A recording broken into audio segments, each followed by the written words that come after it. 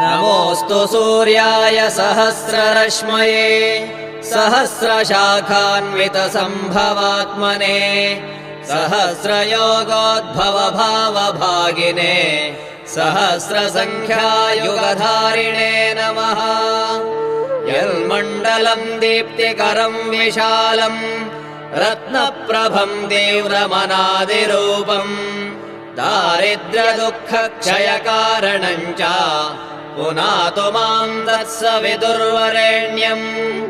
यन्मण्डलम् देवगणैः सुपूजितम् विप्रैस्तुतम् भावनमुक्तिकोविदम् तम् देवदेवम् प्रणमामि सूर्यम् पुनातु माम् तत्सवितुर्वरेण्यम्।